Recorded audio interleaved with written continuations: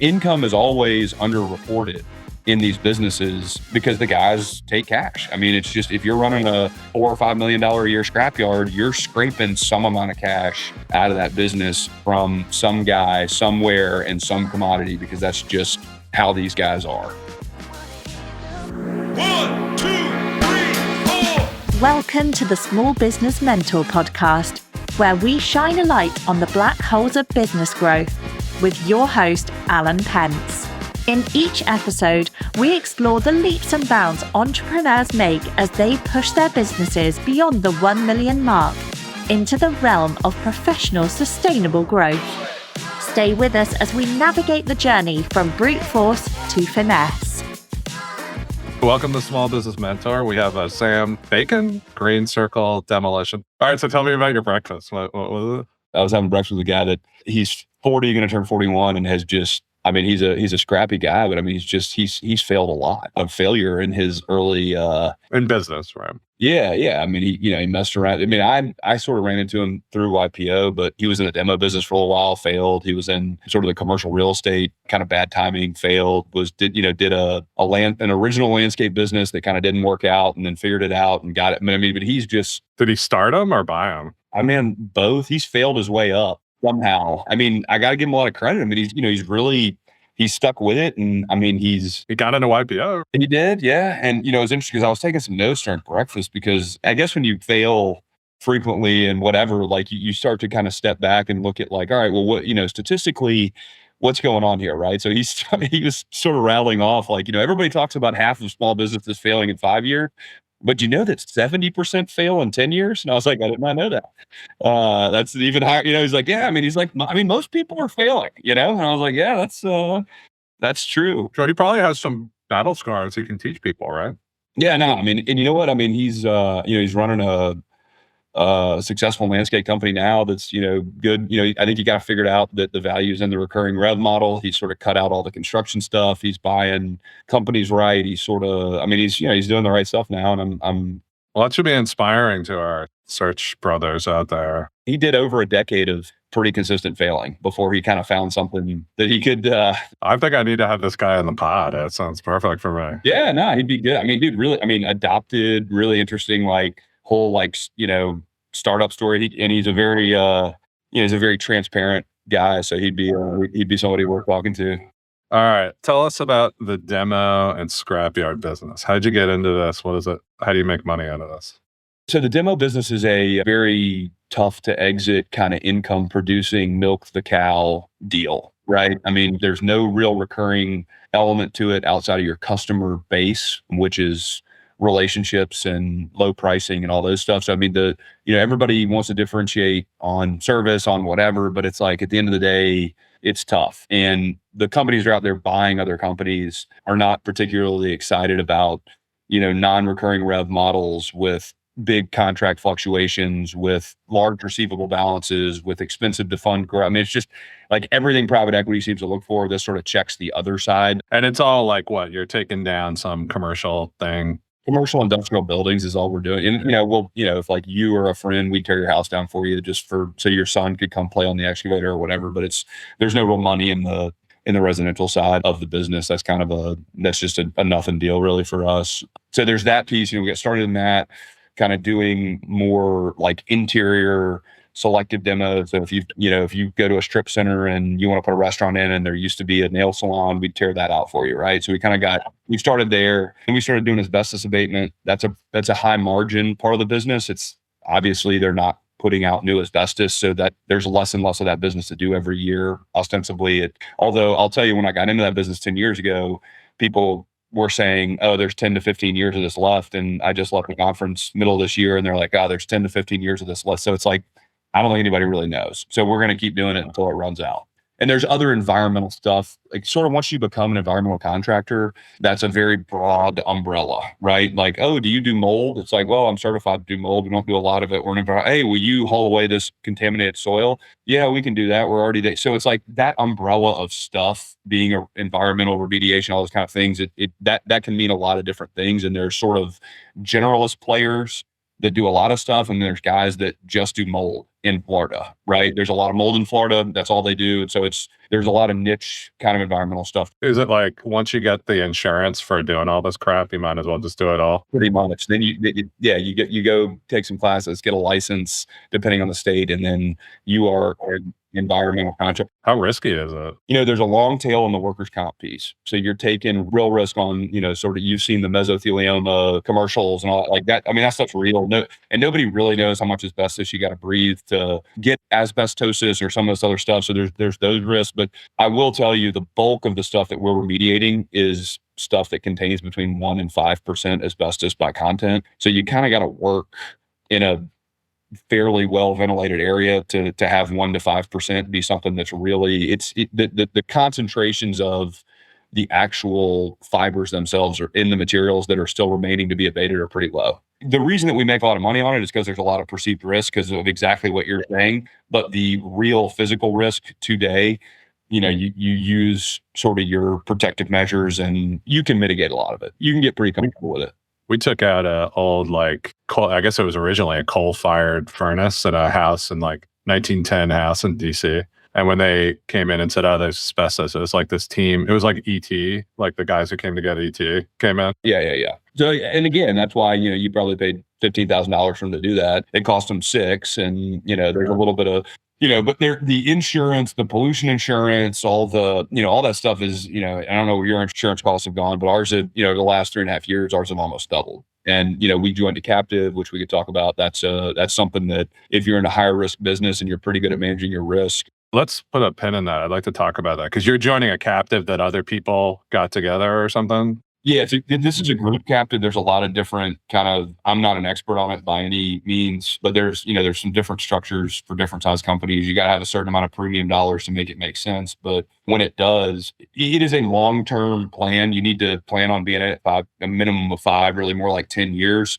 But at the end of the day, if the captive manages their risk well, you manage your risk well, starting in year 5, you're getting premium dollars back that you put in because you're self-insuring up to a certain level, essentially. It's a nice way for you as a business owner to sort of put away a few $100,000 to a few $1 million a year that has the potential to come back to you half a decade later. And it's something you're paying for anyway. So you're deducting it 100% on the front end, and then you're bringing it back at capital gains rates 5 to 7 years later when those policy periods are closed out.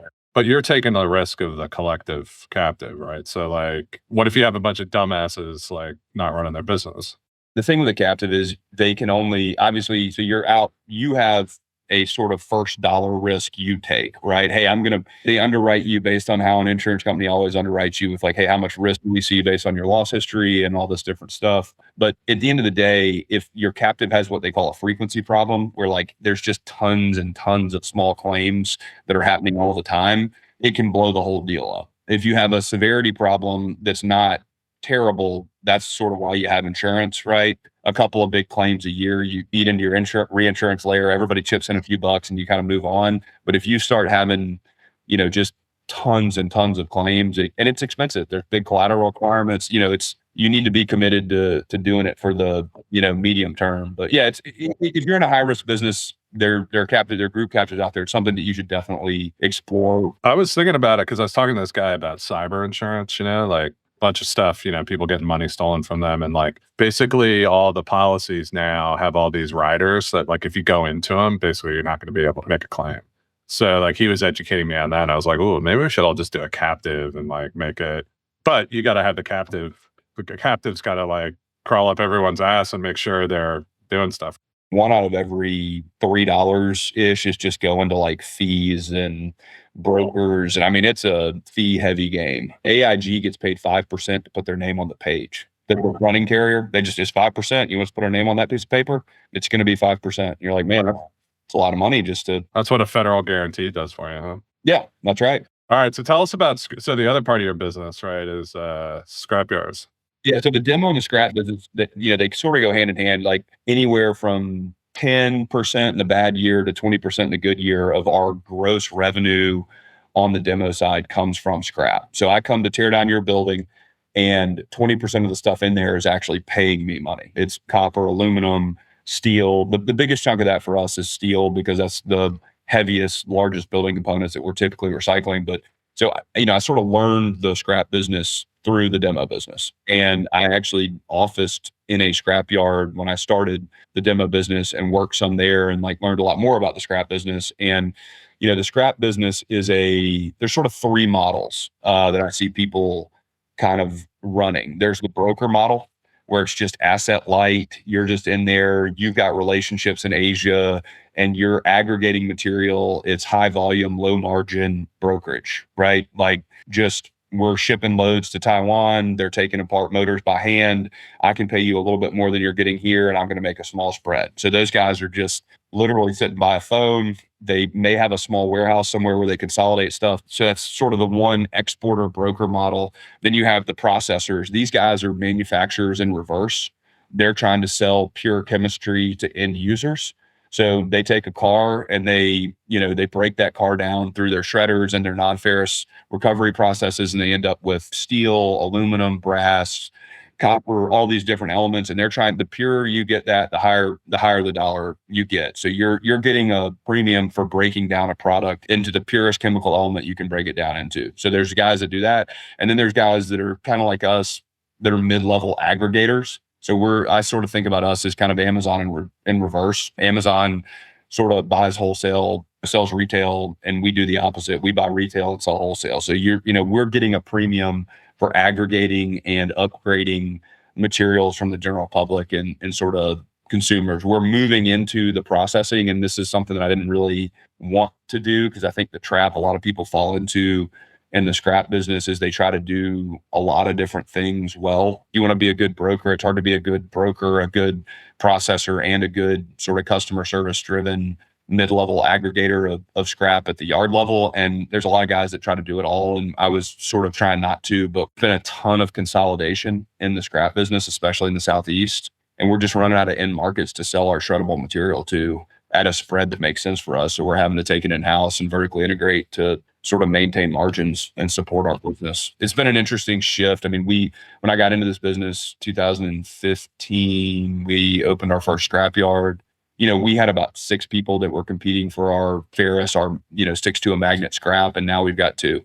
There's been a lot of guys that have gotten rolled up, and it was a good, money was cheap. Some guys came out of California and they own about 85% of the Georgia market now. They bought the biggest recycler in Georgia and then proceeded to buy sort of like the second biggest and the third big. I mean, they've sort of bought almost everyone. They control this market. I mean, it's like almost at like an antitrust level locally, where you're like, good Lord. So now you're starting to do it yourself though? We're installing the equipment now. And I mean, it's not something that I really want to do, but we were making about a $50 or $60 spread on our ferrous materials. And now we're making, some months less than 20, and we just can't operate at that margin. And it's really these big guys have come and kind of made it a one price market is what they've done. They're paying me, anywhere from $15 to $20 a ton more than they're paying a guy that brings them one lawnmower. So I'm just not getting any premium for volume with those guys anymore. They don't need it. They don't care. And they've already got the units and they sort of control the market. So it pushes you. The whole game with recycling is you're trying to, it's all about what you paid for the material, right? And then after that, it's like, hey, what do I know that I can do with this material, either with people or equipment, but the guy I bought it from can't, right? So like if I buy a car from you and I shred it, like you can't do that, right? So it's like I'm getting the premium for liberating these different materials that are all combined into one car. And you can sort of look at that up and down the line of like, what equipment and what processes and what knowledge do I have to upgrade a material to a higher level to sell it. And you want to be selling as pure a product as you can possibly sell. And in the end, like I sit next to you at our little masterminds and you've got like a commodities screen up, right? Like, so you're basically like a commodities trader, half a commodities trader, half a intake. It is. So the thing that's hard for us is, yes, you do want to kind of have visibility into the markets and kind of know where things are going. But we really try to match our buy and our sell monthly. So if I buy 2,000-3,000 tons, I want to try to sell 2,000 or 3,000 tons. I'm not speculating a lot. Now we have the material, right? We own it. And so we have a physical hedge in the margin that we have in the material itself. And so if I think that the war in Ukraine is going to settle up next month and there's going to be a big demand for rebar in Europe as a result of that. Maybe I hold back 20 or 30% of my package and try to see if the market spikes next month, but it's like, those are all sort of global speculative. I mean, and the metals market is a global market, I mean, there's stuff, and it used to be things happen and it moves markets. Now people say things like, hey, we think that China's holding, a third more copper inventories than they're reporting. And it's like, well, does anybody know that? And it's like, nope, but somebody said it and the copper market dropped, so there's a lot of this sort of speculative information that kind of drives these markets. I mean, you probably saw this, but the LME just basically, canceled 2 days worth of trades in the nickel market because they didn't like the huge China guy. They didn't like the guys in China got short squeezed, right? I mean, they basically couldn't come up with the physical material to meet the contract. And I mean, they were just like, well, things got a little crazy. We're canceling those trades. And it's like, well, that's, and I think JP Morgan just lost, or one of those big commodities houses lost a big lawsuit on that. Oh, really? I hadn't following the lawsuit. I knew that they were suing. All right. So talk about scrapyard. So one of the things I liked about them is like no one wants a scrapyard in their town, right? So like you've got this like regulatory barrier, right? Yeah, the zoning piece is really your biggest barrier to entry in the game, right? So our expansion has been buying either salvage yards that are doing auto recycling, like a pull apart type deal because they have the zoning and it's grandfathered in, or buying an existing scrapyard because it is almost, there's two reasons that I think it doesn't make sense to go through the headache of trying to greenfield. One is what you're talking about, sort of the regulatory NIMBYism, all that kind of stuff. But the other thing is, unless you just have the hottest corner and there's just no service and you've got to get the customers in there. And for the multiples that these businesses trade at, you can be making money the day that the ownership transfers if you pay for it, or you can spend all this money trying to market and do whatever and hope, and it's an absolute ghost town for the first 6 months. And you should just bought somebody, because it's not, these things don't trade at 10 times earnings. These are 3 to 5 times earnings businesses, and they're businesses where there's not an owner of a small scrapyard that does not steal from himself. So there's always materials that come in that seem to not go out, where it's like, oh, well, he's selling all his electric motors cash. Well, I'm not going to pay him. So there's, income is always underreported in these businesses because the guys take cash. I mean, it's just, if you're running a $4 or $5 million a year scrapyard, you're scraping some amount of cash out of that business from some guy somewhere in some commodity, because that's just how these guys are. And I tell them every time, look, you've already been paid for that. I can't pay you for that. You got paid for that. You cheated the government. You did whatever. That's fine. But I'm not paying you for it. Well, not to mention they probably all have environmental problems. Yeah, they do. So we're in that business, right? So it's like we've got a pretty good hold on what it takes to get comfortable around those issues. But yes, they do, almost without fail. I don't think we've ever bought one that doesn't. It just sounds like a great deal. Like there's not a ton of risk. I mean, you can run it. I guess there's operational risk, but like you got a built-in set of customers. They're pretty diverse. They're not making new ones. I mean, it sounds like a pretty good deal. Yeah. And it's, and honestly, there are businesses that are harder and easier, right? Like our contracting business is a hard business. I mean, we're running 100 plus people in 4 different states, and they're, broken English and lots of coordination. And, the recycling, I mean, I got 6 or 8 people a yard. They come to the same place every day, deal with mostly the same customers every day, put the stuff in the same box. And it's just comparing a Burger King to doing last mile distribution or something, it's just so much easier. There's so many fewer moving parts, and you don't make as much money. There's not as much margin in easy businesses, but man, I mean, it's easier in almost every way. I know you're looking at that metal business, some of the other stuff. And I'll tell you, I think, having that sort of everybody comes to the same place every day, mostly doing the same thing, sort of measuring production. And I mean, it's just we closed 2 weeks ago. So I'm 10% owner of a metal fab facility in Waltham, Mass. So there you go. Yeah. The guy's operating it. They're drinking for the fire hose right now. So, but it's great. Yeah. Oh yeah. That's a lot. There's a lot. I mean, this is like 40-year-old business, and like, everything's on paper, and they're just trying to figure out which end is up. So they're doing well though. They're good operators. So, you were the guy that got me like first LP investing, right? Limited partner investing. So tell me what you're seeing in that market now. The bulk of like over half of the stuff that I've done been real estate related stuff. And that's been I mean, the sort of country clubbed up real estate stuff, the syndicated real estate stuff, we've done very little in the last 12 months. We're trying to put what money we can back to work in our businesses like you, I'm sure. And when that bucket kind of becomes, full, for me, the LP stuff is twofold. One, I'm not a public markets guy. I don't feel like I'm smart enough. I don't know that game. I'm not an insider in anything having to do with a public company, right? I mean, I'm a guy that would just be buying like indexes or whatever. Like, well, the indexes are good. I mean, they provide diversification. yeah, right. And I think that's fine. But for me, I like stuff that's like, hey, look, we're going to go buy this trailer park in Huntsville, Alabama. And I know the guys that are doing it. I know the guys that are operating it. I sort of, and the thing I really like about it for me personally is just you're putting money to sleep. Like, you're not getting that money back. It's gone. And it may come back to you 5 years later. It may just be a dividend, but like, public stuff is too liquid. I don't want to be able to go out and buy a car or I want it gone. I want it away from my greedy hands that might spend it on something. The alternative stuff is a liquid, and you get a little bit of a premium for it being a liquid, but you also don't blow it on stuff.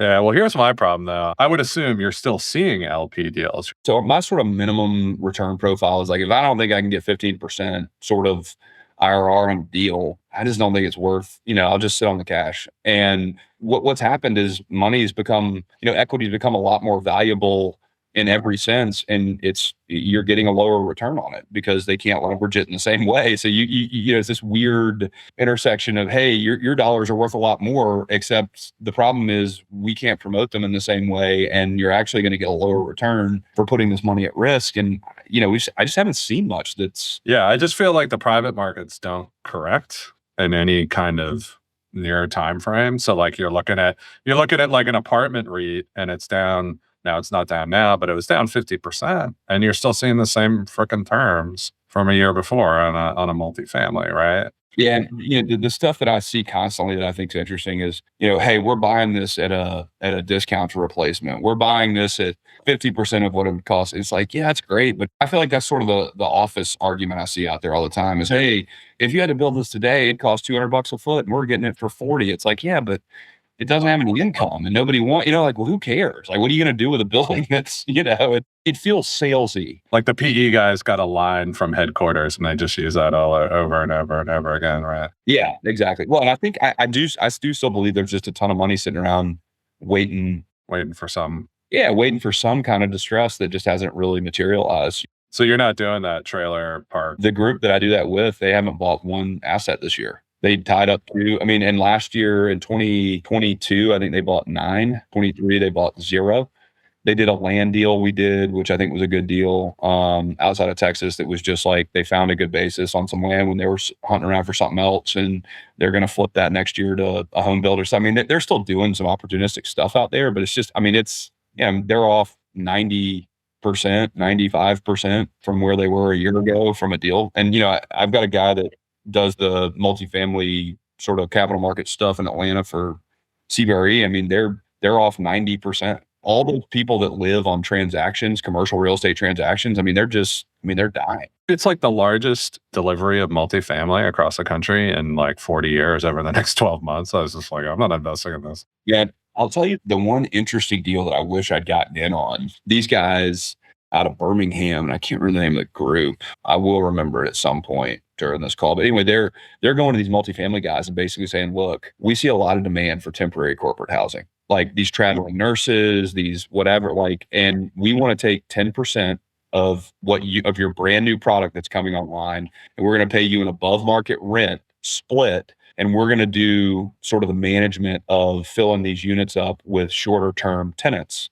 And, most of those multifamily guys pro forma lease ups in the 90s. Well, this kind of fills that last gap to get them over the edge. And the guy that's out there doing the marketing of this product, the only thing he's in these units for is furniture and advertising. Like, it's all rev share. So it's just like, it's just like the Regis WeWork, where WeWork went out and signed all these leases and Regis just does a rev share. These guys are doing the same thing on temporary corporate housing with all this glut of new multifamily that's coming online. And they're having some real success with it, man. It's been interesting. Because it's an asset zero business essentially outside of some FF&E costs. That was one that I wish I'd gotten in on earlier and had an opportunity to do.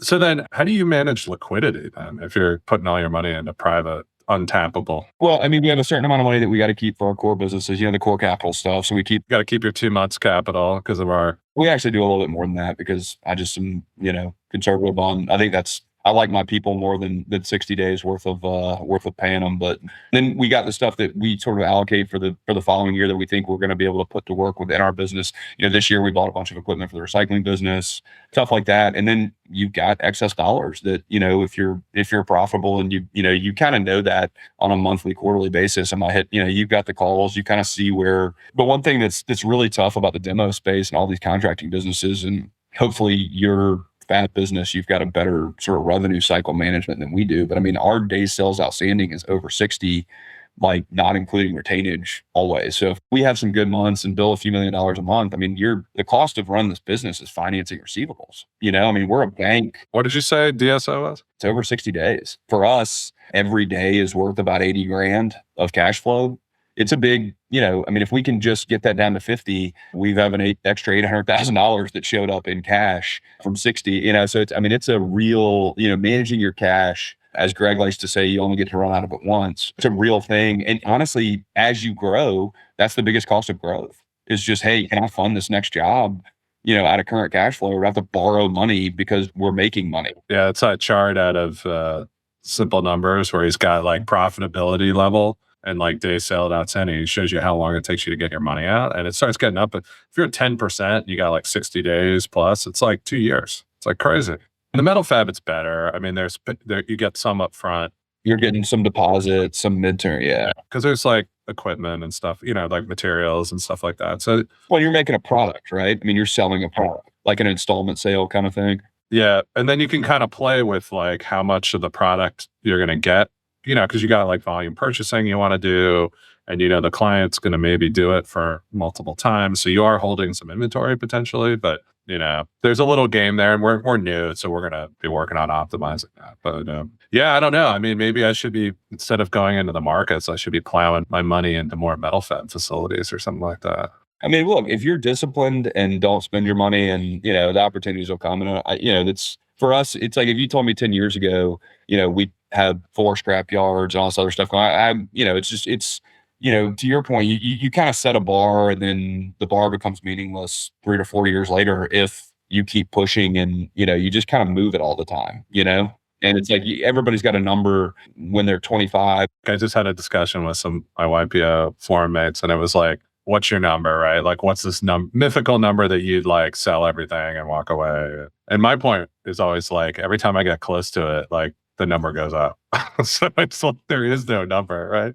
There's a guy in my forum that makes $120 million a year. His company makes $120 million a year. And the guy works harder than anybody I know. Like if I called him 11 o'clock at night on a Sunday, he'd be looking at something having to do with his, I mean, it can't quiet the brain, right? Yeah, it's just how the guy's built, man. I mean, there's no, if you wrote him a check for whatever, he'd be doing something else the following day. I mean, it wouldn't be like, oh, well, now I'll go to the beach. It'd just be like, no, now I'm just going to work on something else for 80 hours a week. Yeah, I was just talking to a buddy who exited. He's in EO with me, and he exited a couple of years ago in my industry. And like, he's back operating some company, and he's got like all these investments. And like one of his points on the number too was like, yeah, you're going to get a number, and then you're still going to go make money because that's who you are. That's what you do, right? You're not going to stop. If you're a shark, you can't stop swimming, right? So then you got to think, like, eventually, like, what's all the money for? So if you are a young person, go seek out Sam's kids and definitely seek a marriage because Sam's not spending all the money. So what are you seeing, like, economy-wise? Like, what? I mean, I saw the Fed, like, looks like we're going right back up. Like, they're going to cut rates next year, and I feel like there's still tons of cash around. And I made a little meme on Twitter about Jerome Powell saying, am I long monkey JPEGs? You're damn right, So I feel like we're about to go into this reacceleration. What's your take? It's interesting. So we just did our annual sort of planning, and I always kind of try to pull just sort of like, hey, here's the macro stuff that that's happening. And some of the things that I thought were interesting just for sort of our contracting side of our business was manufacturing year over year spend was up 72%.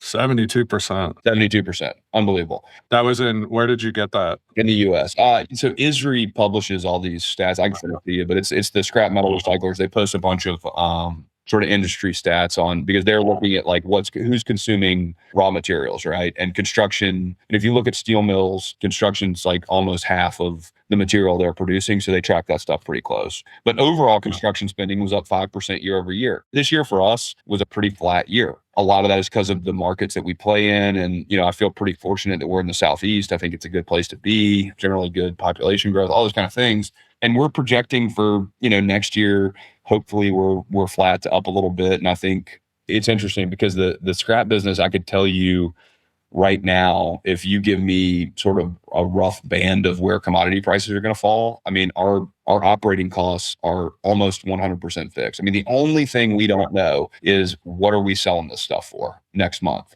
I don't know. I mean, I don't know what I'm selling. I can lock a load of copper in today at 388. I could wait 2 days later, it could be 350. Same material, same cost, same everything I've got in it. And, it's off 30 cents. And so, that business, I can tell you how much we're going to spend internally next year on our overhead and everything. And I can come up with a really narrow band. On the demo side, we make all our money on 4 or 5 jobs a year, 4 or 5 really good jobs. We had a really good big demo job, an insurance cleanup job or whatever. And, that'll be 30% of our net income for the year. It is a very cowboy business, man, 100%. I mean, it's just, you got to buckle up because you don't know what you're getting. It's not, there's nothing consistent about it. I complain about my business, but geez, like that. My business is nice, big, steady contracts, right? But when you lose one, it sucks because you go way down. And I'll tell you this, so there's different slices of the demo business. There's guys like us that are kind of like middle players. I mean, some of the bigger guys get some of these bigger utility level contracts, stuff like that. They have a lot more visibility. They can tell you a lot better than I can, sort of what they look like 12 months from now. But, from a macro standpoint, I mean, I don't know. I mean, everybody seems to have on the private side, what I will tell you is when I look at our contracting business, we used to ask, when is the job going to start? That was really important to us because we want to schedule, we want to do ever. Now the question that we're asking is, where are you getting your money? Are these public dollars? Is this a tax credit deal? Because if it's that kind of stuff, it's probably going to go, hey, am I trying to go get a 65% loan from Synovus to build a multifamily deal? I'm not going to spend a lot of time pricing that job because it is much more important now, is this capitalized than do you want to do it? So you're seeing like what percentage of the projects are public money? Over half of our business has a non-market dollar tied to it now, which is very uncommon for us. You mean non-market by public? I'm saying state, federal, local, insurance, military, like something that's either public or not a private dollar where you went out and put a pro forma together. Would you include tax credit kind of stuff in that? Yeah, exactly. Tax credit deals. I mean, some of them are combos, right? Where it's like, hey, we're getting LIHTC dollars and we're, like your affordable housing deal, like there's some loan, but that deal doesn't happen if you don't have the public support, right? And that's what we're seeing is like more than 50% of the work that we're doing now, what I'm calling non-market work. So to me, this is a pretty significant thing, right? So like basically we have the government kind of like propping up the economy. They're paying for my house right now. That's how I'm looking at it. I mean, the U.S. government, and the thing is they announce all these giant, we're going to spend $7 trillion on this infrastructure bill. Well, that takes 6-7 years to get out. We're in year, what, 2 or? Well, to be honest, it takes them 2 years to get it ready, a year and a half to go from that to getting it initially out. And then it goes out over multiple years, right? So yeah, 7 years. Wall Street seems to suck that information in and sort of, absorb it and pretty quickly. But Main Street, I mean, we have to actually see the dollars, right? And there's a lot of dollars still sloshing around out there. I think that's interesting that so much of the economy is tied up in that. Like, what's the implication of that going forward, right? Well, I know that's your business all the time, right? I mean, you're sort of living and dying by the government sword. For us, it's been sort of like a bonus. And I will tell you, like we're doing a job right now in Sandy Springs, which is a suburb of Atlanta, and it's for the Sandy Springs Police Department. Well, that's all public dollars, but we're doing it for a private contractor that we do a lot of work for. So we're seeing private contractors that didn't used to do a lot of that kind of work pivoting hard into, oh, well, we're going to do a police department rebuild now because we need something to do. These guys that are doing these million square foot warehouses aren't doing them. And now we're going to go build Sandy Springs' new police headquarters. No, I think the government side is good. Obviously, it helped us. Like, we grew a lot this last year, and it was kind of like a year delayed after they allocated the money. I don't see a ton of growth in that market. I think it's just steady. I mean, the worry is we go back to like a 2014, 15 when we had sequestration, but I don't know, man. Like, I don't see like Trump cutting budgets, right? I mean, the guy hasn't met something he didn't want to spend money on. And Biden obviously is not going to. I mean, I guess if you get Biden with an all Republican Congress, maybe you'd have something, but I don't know. I'm feeling like at least it's steady state for the next 3 to 5 years. Well, and I mean, your contract timelines are long enough to give you some decent visibility. It's really good. I mean, the big downside of it is when you lose one contract, it's a big, like you got a big back office to maintain all this crap, right? And so like you can lose 25% of your revenue, 30% of your revenue in one action, right? And then you can't cover your back office. And like I was talking to guys got like $150 million GovCon business, and they got like a $50 million BPA. They got to win, or else, it's not going to look, it's just like shit. It never goes away, right? So, but granted, it's a lot better to be like, hey, I got X amount locked in for at least 3 years. It's awesome. I was curious because like going back to that managing liquidity, like the thing I've started seeing, this guy, Twitter, he's doing something where he sweeps all cash. Like he basically uses his line of credit to manage in and out. And he keeps all his cash outside the business or in like a separate account where they're making money off of the spread over on short-term treasuries. So I've been thinking about trying to do that, but now I'm starting to see like treasury rates, they're going to cut next year. So that's going to be like a bad play after a while. Well, I mean, what else are you seeing out there? I mean, I can tell you this, when we just bought all this equipment, for the first time ever on a term sheet that I've ever borrowing against fixed asset kind of lending, the fixed rate option was lower than the floating rate option. That's how much they think rates are going down next year. I wonder if that's going to happen in like SBA, but I think maybe they have to be. I don't know, but I literally have never seen that. Yeah, that is kind of crazy. I mean, I don't know. Like, I just think like the whole bank thing is changing. Well, so I'm in this like transition period because like my take going into like this week was we're going to have high rates for the next year and a half. And there are all these PE companies that took out rate that a debt that's going to adjust.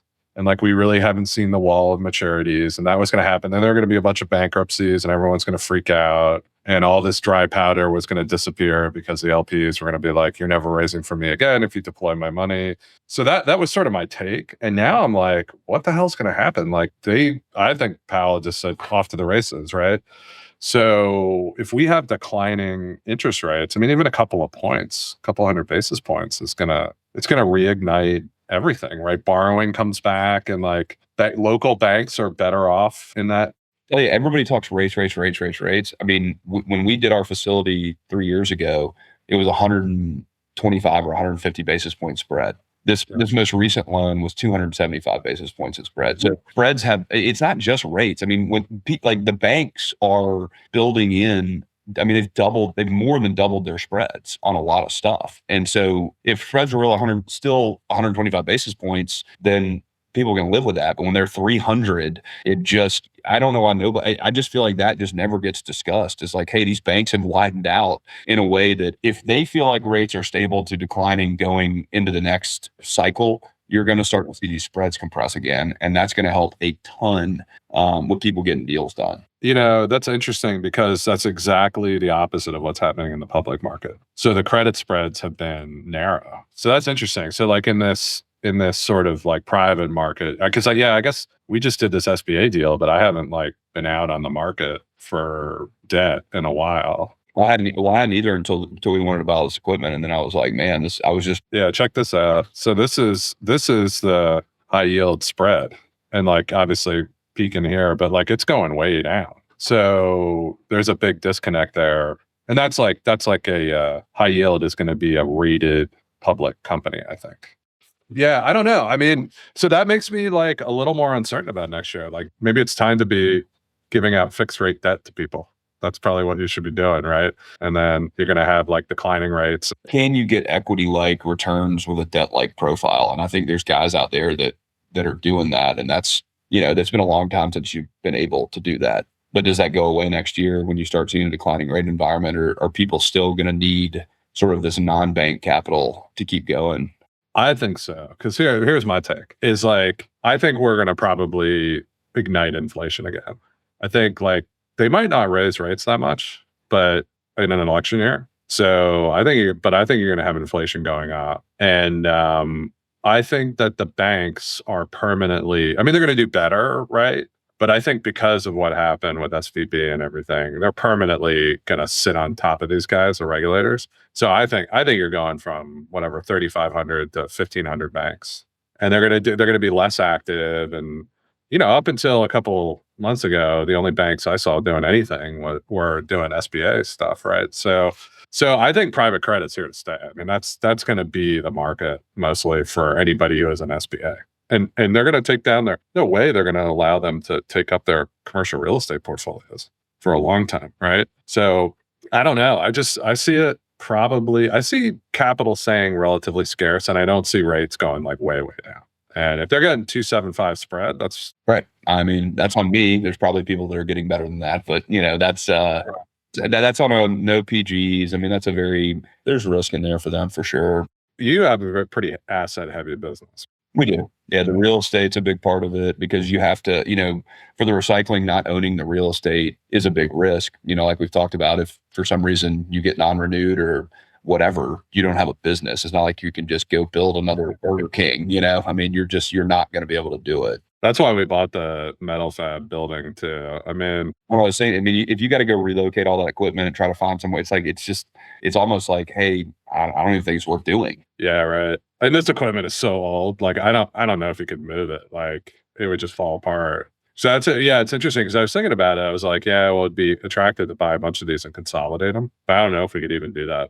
I don't know if we could do it. I mean, I think we're just going to have a bunch of different buildings and do that, So how's flying going? So Sam's pilot as well. But why don't you tell us what happened to you in Houston? We had a mid-air collision in Houston. There was a couple of Part 135 charter pilots and a Hawker that took off on an intersecting runway without a clearance and clipped the tail of the plane off on our little. What did that feel like? They were going about 120 miles an hour. We were going about 80 miles an hour. And fortunately, it only caught about 36 inches of the tail. It didn't get into the engines or the fuel all things considered, I don't know. It's one of those things where you're just very lucky to be alive, because if you get in, the wings are where the fuel is. So if you get too far into that wing, you got a bomb. And I mean, it's one of those things that shouldn't happen. And so is a plane totaled or is it repairable? How hard it's going to be, because it's there's the tough thing about planes is you have a diminution of value of anywhere from 20 to 30% once a plane's been in like a serious incident.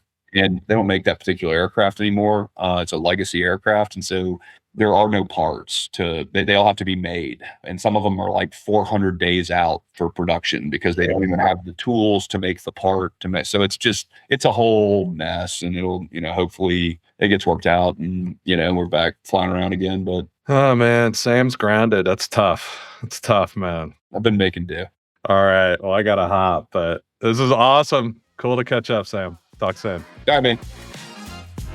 You've been listening to the Small Business Mentor podcast, brought to you by Alan Pentz. For more insights on how to navigate your business through its black holes, visit @apentz on X. Don't forget to search for Small Business Mentor in your podcast app to subscribe. Thank you for joining us, and here's to your next leap in business growth.